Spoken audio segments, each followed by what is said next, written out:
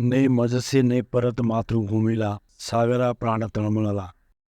इसका मतलब, हे सागर, मुझे मातृभूमि लेकर चलो, मेरे प्राण व्याकुल हुए हैं। आइए विनायक दामोदर सावरकर जी का जीवन चरित्र देखते हैं। विनायक सावरकर जी का जन्म 28 मई 1883 को महाराष्ट्र में बगोल गांव में हुआ था। स्कूली शिक्षा प्राप्त करने के बाद उन्होंने फर्ग्यूसन कॉलेज पुणे में बीए की पदवी प्राप्त की। इसी दौरान साल 1905 में विदेशी कपड़ों की होली जलाई थी।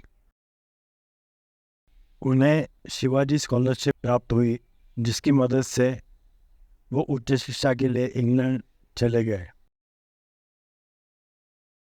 उन्होंने अभिनव भारत सोसाइटी नाम की संस्था स्थापन की थी। इंग्लैंड में उनका संबंध इंडिया हाउस और फ्री इंडिया सोसाइटी से हुआ था। उन्होंने एक किताब पब्लिश की थी, उसका नाम था इंडियन वॉर ऑफ इंडिपेंडेंस। यह किताब ब्रिटिशों ने बैन किया था, जो 1857 के इंडियन रिवॉल्यूशन की कहानी थी।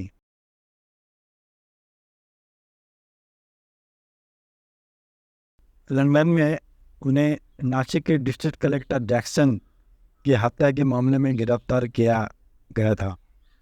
इस हत्या में इस्तेमाल की गई हैंडगन सावरकर ने लंदन से भेजी हुई थी और उन्होंने अपने साथियों को बम बनाने का प्रशिक्षण भी दिया था।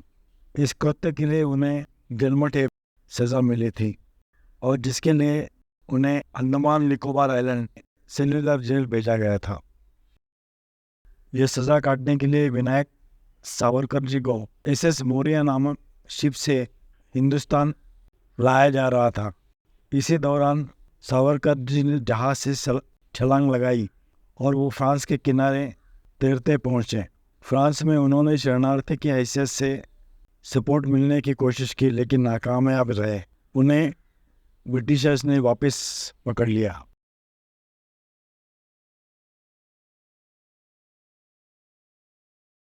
सेल्युलर जेल में कैदियों की हालत बहुत ही खराब हुआ करते थे। उन्हें एक छोटे कमरे में रखा जाता था। ऊपर एक झरोखा था, वो किसी से बात नहीं कर सकते थे। जंजीरों से उन्हें बांध कर रखा जाता था और कोलू घुमाकर उन्हें तेल निकालना पड़ता था। राजकीय कैदियों को सेल्युलर जेल में रखा जाता था। सावरकर जी के साथ बाकी कुछ कैदी थे: बटुकेश्वर दत्त, सदन चंद्र चटर्जी, जोगेंद्र शुक्ला, दीवान सिंह, हरे कृष्ण सोनार, सुधांशु दासगुप्ता, अल्लामा फजल हक खैराबादी। ये सारे लोग इंडिपेंडेंस मूवमेंट से जुड़े हुए थे। माफीनामा, क्लेमेंसी पिटीशन। जेल में आने के बाद 1 महीने में पहला माफीनामा सावरकर जी ने लिखा, जो रिजेक्ट हुआ। 2 साल बाद 14 नवंबर 1913 को और एक माफीनामा खुद home member of governor general council sir Reginald Craddock को दिया। बाद में साल 1917 और 1920 में तीसरी और चौथी बार और एक माफीनामा सबमिट किया। 10 साल की सज़ा के बाद 2 मई 1921 को विनायक सावरकर जी को रत्नागिरी जेल में शिफ्ट किया गया। सावरकर जी के बाकी सारे साथी सेल्युलर जेल में सजा काट रहे थे। सावरकर जी को रत्नागिरी जेल में छूट गई थी। जेल में वो घूम फिर सकते थे। 6 जनवरी 1924 को 13 साल की सजा के बाद उन्हें आज़ाद किया गया। साल 1924 से साल 1937 तक सावरकर जी को 60 रुपये प्रति माह अलाउंस मिलता था। सावरकर जी को 60 रुपये प्रति माह अलाउंस मिलता था। ये 60 रुपये उस वक्त बड़ी राशि हुआ करती थी, जो एक फैमिली चलाने के लिए काफ़ी थी। सावरकर जी हिंदू महासभा के सदस्य थे। उनका साथ दिया था पंडित मदन मोहन मालवीय और लाला लाजपत राय जी ने। साल 1930 civil disobedience movement. Mahatma Gandhi ji ने सविनय कायदे भंग के लिए आदेश दिया था और पूरे हिंदुस्तान ने इसको अच्छा रिस्पॉन्स दिया, लेकिन हिंदू महासभा इससे दूर रही। रविंद्रनाथ टैगोर और महात्मा गांधी जी ने सेलुलर जेल के विरोध में एक कैंपेन चलाया था, जिसके फलस्वरूप ब्रिटिशों को ये जेल बंद करना पड़ा।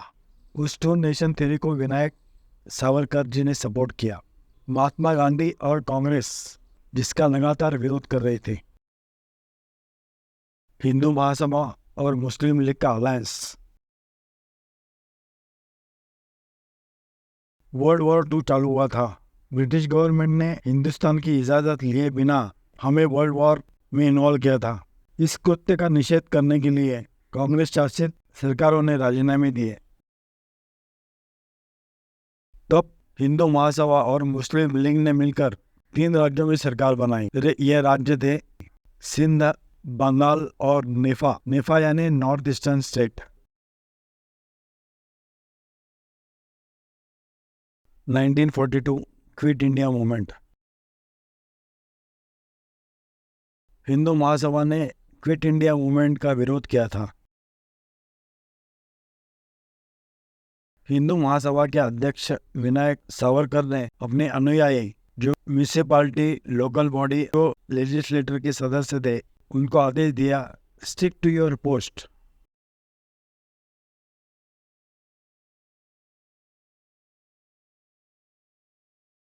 इसी दौरान पूरा हिंदुस्तान को ब्रिटिश विरोधी कृत्यों में शामिल हुआ था। महात्मा गांधी असैसिनेशन। ऐसा कहा जाता है कि विनायक सावरकर महात्मा गांधी वध के मास्टरमाइंड थे। वध में मुहैया की हुई पिस्तौल सावरकर जी ने अरेंज की थी, लेकिन यह बात कोर्ट में साबित नहीं हो सकी। Vinayak Savarkar social reformer. विनायक सावरकर अस्पृश्यता के खिलाफ थे। दलितों को मंदिर में प्रवेश के लिए उन्होंने बहुत सारे आंदोलन किए थे। उनके विचारों में आधुनिक शास्त्र की झलक दिखती थी। गाय को वह उपयुक्त पशु मानते थे। 1 फरवरी 1966 उन्होंने आमरण उपोषण का निर्णय किया और दवाइयाँ का सेवन त्याग दिया। 26 फरवरी 1966 को 83 वर्ष के आयु में उनका देहांत हुआ। 27 फरवरी 1966 अगले दिन उनका अंतिम क्रियाकर्म इलेक्ट्रिक क्रीमेटोरियम में उनकी इच्छा के अनुसार किया गया। साल 1970 में स्वर्गीय इंदिरा गांधी जी ने विनायक सावरकर जी की याद में एक पोस्टल स्टैम्प रिलीज किया।